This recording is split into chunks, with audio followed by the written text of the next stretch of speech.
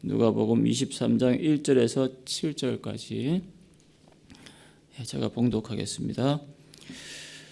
무리가 다 일어나 예수를 빌라도에게 끌고 가서 고발하여 이르되 우리가 이 사람을 보매 우리 백성을 미혹하고 가이사에게 세금 바치는 것을 금하며 자칭 왕 그리스도라 하더이다 하니 빌라도가 예수께 물어 이르되 내가 유대인의 왕이냐 대답하여 이르시되 내 말이 옳도다. 빌라도가 대제사장들과 무리에게 이르되 내가 보니 이 사람에게 죄가 없도다 하니 무리가 더욱 강하게 말하되 그가 온 유대에서 가르치고 갈릴리에서부터 시작하여 여기까지 와서 백성을 소동하게 하나이다. 빌라도가 듣고 그가 갈릴리 사람이냐 물어 헤롯의 관할에 속한 줄을 알고 헤롯에게 보내니 그때 헤롯이 예루살렘에 있더라. 아멘. 최근에 미국에서는 아시아계를 향한 어떤 혐오하는 그런 범죄가 굉장히 많이 늘고 있어요. 특별히 중국발 코로나 어떤 사태로 인해서 그것이 촉발이 되어서 그런지 모르겠지만 미국계 어떤 특별히 흑인 계통에서 자기 어떤 상권을 침범한다라는 어떤 그런 이유까지 되면서 굉장히 아시아계 사람들, 미국인들을 굉장히 혐오스럽게 생각하고 또 인종차별적인 어떤 그런 성향적인 그런 분위기가 좀 많이 팽배해지고 있는데 누군가를 미워하고 증오한다라는 것은 하나님의 말씀에 굉장히 반하는 거죠. 그 당시 이스라엘 분위기도 마찬가지입니다. 유대인들, 특히 유대 같은 경우에는 사마리아인들을 같은 민족이지만 피가 섞였다는 이유만으로 그 아픈 역사를 끌어안지 못한 채 그렇게 미워했잖아요. 서로 배타적으로. 그리고 종교 지도자들 같은 경우에는 어떤 세리라든지 창녀들이라든지 어떤 그러한 사회에 정말 아웃사이더들이라고 할까요? 어떤 그런 사람들을 품지 못하고 미워하는 어떤 그런 감정의 골이 깊었거든요. 어떤 로마의 어떤 압제 속에서 서로가 끌어안고 함께 이겨내도 될까 말까 그런 분위기 속에서 그들은 서로 미워하고 어떤 정오하는 그런 마음이 굉장히 많았습니다. 그런데 문제는 뭐냐 하면 그 미움의 화살이 예수님을 향하고 있었다는 거죠. 그런데 이것에 대해서 예수님께서 요한복음 15장 23절을 보시면 이렇게 말씀하십니다. 나를 미워하는 자는 또 내 아버지를 미워하느니라. 나를 미워하는 것은 아버지를 미워하는 것이라고 말씀을 해주시죠. 누군가를 미워한다라는 것이 하나님을 향한 미움이 될 수 있다는 사실을 여러분 생각해 본 적 있습니까? 하지만 우리는 이렇듯 살면서 좀 누군가를 미워한 채 어떤 그런 삶을 살아가고 있지는 않은지 그런 어떤 속박에서 벗어나고 있지 못하는 분들도 혹 계실지 모르겠는데 오늘은 제가 미움의 감정이 생길 때라는 제목으로 함께 고난주간 우리의 어떤 미움의 감정, 누군가를 용서하지 못하는 마음이 있다면 함께 돌아보길 원합니다. 무엇보다 미움의 감정이 딱 생기면 사실 여부를 체크해야 돼요. 팩트 체크를 해야 됩니다. 내 마음속에 누군가에 향해서 미움의 감정이 생기고 그런 마음이 생기면 어떤 감정에 앞서서 좀 이성적으로 가야 돼요. 어떤 사실 체크부터 해야 되는데 미워해도 좋다라는 어떤 그런 의미 취지에서 이렇게 말씀드리는 건 아니에요. 무엇보다 중요한 것이 무엇인지를 일단 최소한 그 사실 여부에 대해서 확인은 해봐야 된다 하는 거죠. 특히 그래서 우리가 미움의 감정이 딱 생기면 한 가지 딱 빼먹는 게 바로 이런 문제예요. 팩트 체크를 제대로 안 해요. 이게 굉장히 심각한 문제인데 일단 욱하잖아요. 뭐라고? 그러죠. 누가 얘기를 하면 진짜냐? 막 그러면서 같이 동조하고, 예? 사실 체크 확인도 안 해요. 그냥 뭐 같이 동조하고 얼마나 그거 신나서 둘이 막 이야기하고 뭐 둘이 나중에 셋이 되고 막 그래요. 예? 한 사람 뭐 매몰시키는 거는 장난도 아니죠, 사실은. 예. 제가 그때 예전에 설교할 때 그런 말씀 드렸잖아요. 제 50대 또래에 있는 한 여성분이 큰 위로는 한 20대 지금 2명이 있고 자녀가 이제 와서 이제 초등학생 2명이 자녀가 있는데 주변 그 동네 사람들이 하는 말이 저 아저씨가 지금 저 여자를 지금 첩으로 들였다고. 예? 그래가지고 2명이 이제 나이 차이가 저렇게 많은 거 보면은 저 늦둥이가 아니다. 저거는 분명히 뭔가가 있다. 예? 그래서 제가 진짜 그 얘기를 들었는데 그 아주머니가 그래요. 내한테 와서 물어본 사람 한 사람도 없더라 하면서 자기들끼리 이러쿵저러쿵 탁 이야기 해놔놓고는 뭐 첩이니 뭐 그런 얘기 한다 그러면서 사실 체크를 전혀 하지 않는다는 거죠. 이런 우리가 찌라시가 판을 치는 어떤 세상 속에 살고 있는데 그러한 분위기 속에서 우리는 최소한 사실 여부를 체크해야 된다. 예수님도 마찬가지잖아요. 예수님에 대해서 사람들이 그렇게 종교 지도자들이 미워하고 또 아닌 그와 함께 어떤 선동하는 어떤 그런 무리들에 대해서 도대체 그 사실 체크를 제대로 했느냐. 사실 알고 보면 이것이 순식간에 새벽 시간에 일어난 일이거든요. 그들이 막 어떤 몇 시간 안 되는 그 찰나의 순간에 벌써 몇 번이 왔다 갔다 하면서 예수님께 법정에 세우면서까지 몰아붙이지 않습니까? 구속으로. 전혀 사실 그 체크가 전혀 되지 않은 그런 상태에서 그들은 예수님을 정오의 대상으로 또 몰아붙이는 분위기입니다. 인간관계에서 제일 금해야 할 한 가지가 뭐냐면 편견이에요. 편견. 인간관계에서 왜 편견이 그렇게 좀 우리가 검하게 생각해야 되냐면 인간관계는 상대적이거든요. 내가 이 사람이 좋은데 저 사람이 싫어할 수 있고 내가 싫어하지만 저 사람이 굉장히 마음에 들 수 있어요. 그래서 인간관계가 굉장히 편견에 사로잡히면 정말 답이 없는 거죠. 사실 확인조차 하지도 않고 그냥 무작정 색안경 끼고 그 사람을 바라보기 시작하면 답이 없는 겁니다. 그래서 최소한의 어떤 사실 확인조차는 분명히 하고 넘어가야 된다는 거죠. 내가 편견에 사로잡혀서 그런 색안경을 끼고 그 사람을 바라보고 있지는 않은지 아니면 사실 체크하지도 않고 그냥 무작정 오해만 하고 있는지 이런 것들을 제대로 확인해 봐야 된다는 얘기입니다. 종교 지도자들이 예수님을 향해서 3가지의 제목을 가지고 나와요. 말씀 보시면 2절 보겠습니다. 고발하여 이르되 우리가 이 사람을 보매 우리 백성을 미혹하고 가이사에게 세금 바치는 것을 금하며 자칭 왕 그리스도라 하더이다 하니 3가지 제목이죠. 첫째는 뭡니까? 내란 선동죄, 백성을 미혹한다 그러죠. 2번째, 가이사에게 세금 바치는 것을 금하면서 그 세금을 바치는 걸 금했다는 걸 뭘 의미해요? 로마 재정에 로마 재정에 도움이 되지 않았다.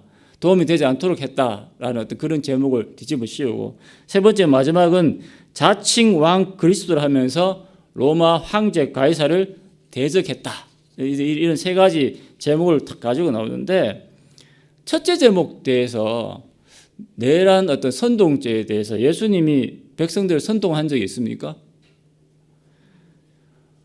억지로 오리를 가게 하거든 심리를 가져라 그랬어요. 심리를 동행하라 그랬어요. 예수님께서. 이것은 로마법이에요. 그러니까 로마에 대해서 저항하거나 선동하도록 백성을 선동한 적이 한 번도 없어요. 오히려 왕으로 삼으려고 했을 때 예수님은 조용히 곁을 떠나셨잖아요. 그만큼 어떤 그런 로마에 대해서 저항하게끔 어떤 로마에 대해서 어떤 정치적으로 선동해서 어떤 그런 내란 어떤 그런 문제를 발생시켰느냐? 전혀 그런 적이 없다. 2번째, 가이사에게 세금 바치는 것을 금해서 재정을 악화시켰다라는 제목인데 요 바로 앞에 보시면 누가복음 20장 25절 말씀 보시면 가이사의 것은 가이사에게 이렇게 이야기했지 않습니까? 하나님의 것은 하나님께 내라고. 그러니까 20장 26절 그 다음 말씀 이렇게 나와요. 그들이 백성 앞에서 그의 말을 능히 책잡지 못하고 그의 대답을 놀랍게 여겨 침묵했다 그랬어요. 가이사의 것은 가이사에게, 하나님의 것은 하나님께 내라 그러니까 이렇게 되면 이게 답이 없는데 이거 내지 말라고 이야기해야지 우리가 어떻게든 책을 잡아서 예수님을 어떤 집어넣을 텐데 전혀 그런 모든 교묘한 질문에 대해서 다 피해 나가시니까 얼마나 놀랬겠어요. 사실은 빌라도가 바보가 아니거든요. 빌라도가 얼마나 여우 같은 사람인데요. 이 식민지에 총독으로 지금 와 있습니다. 그러면 그 갈릴리 지역과 유다 지역, 온 이스라엘 그 모든 지역에 일어나는 모든 어떠한 정치적인 조금의 어떤 움직임이 있어도 모든 정보가 빌라도에게 들어오겠죠. 예수는 1순위 그 당시에 예수님에 대해서 어떤 조그만 이상한 움직임이 있었다면 벌써 빌라도는 행동이 옮겼죠. 잡아와. 그 유대인들이 고발 안 해도 벌써 잡아 넣었을 거예요, 아마. 그래서 여기 보면 누가복음 13장 1절에 보면 빌라도가 어떤 갈릴리 사람들의 피를 그들의 제물에 섞은 일로 예수께 아뢰니 그러지 않습니까? 빌라도가 벌써 어떤 그런 제사 드릴 때에 어떤 내란의 움직임이 있었을 때 벌써 빌라도가 어떤 그러한 문제를 해결했다고 성경에 나와 있거든요.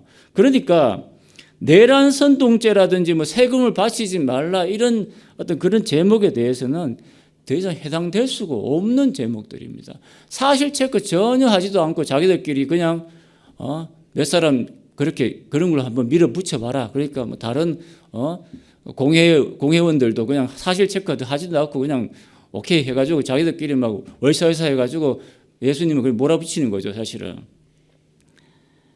근거가 없는 것을 알았기 때문에 빌라도가 첫 번째하고 두 번째는 예수님한테 묻지도 않아요. 딱 세 번째 것만 물어요. 예. 그러니까 자칭 왕 그리스도라 하면서 로마 황제 가이사에게 대적하는 요 제목에 대해서만 딱 묻습니다. 이것만 되면 첫 번째, 두 번째는 전혀 문제가 안 될 수도 있겠다는 그런 의미도 있겠지만 빌라도는 예수님에게 묻죠. 네가 유대인의 왕이냐? 딱 묻습니다. 그렇죠? 굉장히 이 말은 조롱 섞인 어떤 질문이었는지도 모르겠죠. 그런데 빌라도가 예수님을 딱 보는데 예수님이 전혀 왕처럼 안 보여. 딱 앉아 있는데 이 결박된 채 이렇게 있잖아요. 그리고 그가 입고 있는 옷도 왕복도 아니잖아요. 나중에 홍포로 자기들이 그냥 뭐 입혀달라 그랬나? 자기들이 홍포 입히고 왕이라고 만들어 놓고 말이죠. 채찍질하고 막 그렇게 몰아붙였지 않습니까? 보시면은 22장 보시면 22장 63절에 보시면 지키는 사람들이 예수를 희롱하고 때리며 그랬습니다. 지금 빌라도한테 올 때까지 빌라도의 지금 신문이 네 번째 신문이에요. 앞에서 벌써 세 번씩이나 벌써 대제사장하고 공회하고 어떤 그 법원에 가서 벌써 자기네들 신문 다 했어요. 하면서 얼마나 때렸는지 얼굴이 그 제대로 된 얼굴이겠습니까? 벌써 맞아서 예수님이 맞고 막 침 뱉고 옷은 다 더럽혀지고 남루한 옷을 입고 와서 결박된 채 이렇게 묶여가지고 질질질 진짜 양처럼 끌려와가지고 말 한마디 못하고 이렇게 확 입고 있는데 빌라도가 보면서 왕이 아닌데 이런 사람을 향해서 어떻게 왕이라고 할 수 있느냐? 그래서 그런데 빌라도가 묻잖아요. 네가 왕이냐? 유대인의 왕인데도 불구하고 왕이라는 제목을 뒤집어 씌우는데 왕을 변호하는 유대인들이 한 명도 없어요. 주변에 유대인이 한 명도 없어. 유대인이 자기의 왕을 공격해. 그리고 함께 했던 무리들도 한 사람도 없어. 예? 그런 분위기 속에서 지금 네가 왕이냐 이렇게 물어요. 예수님 뭐라고 말씀하십니까? 네 말이 옳도다. Yes. 나는 왕이다. 이렇게 얘기했잖아요. 제가 이 예수님의 이 대답에 솔직히 충격받았거든요. 말씀을 준비하면서 해머로 머리를 이렇게 때리는 정도가 아니라 이 가슴에 이 망치로 때리는 듯한 느낌이 들었어요. 네 말이 옳도다. 그 말의 무게가 너무너무 무거운 거예요. 다시 말하면 요 앞에 보면 베드로는 어떻게 했습니까? 나는 모른다. 난 그와 상관이 없다. 아, 왜 이러십니까? 나는 모른다니까요. 3번이나 부인했는데 예수님 뭐라고 얘기해요? 단 한 번에 망설임도 없이 그냥 주저함 없이 그러잖아요. Yes, I am king 그러잖아요. 나는 왕이다 이렇게 얘기하잖아요. 솔직히 사회생활 하면서 한 번쯤 좀 요령도 피울 수 있잖아요. 아이, 그게 다 농담이고 그냥 사람들이 그렇게 하는 거지. 그렇게 내가 이게 한번 보십시오. 내가 왕인가. 다윗처럼 미친 척하고 막 배고픔 풀고 그냥 이러면은 풀려날 수도 있잖아요. 그리고 그렇게 심한 모진 고문과 고난을 안 겪고도 대법하잖아요.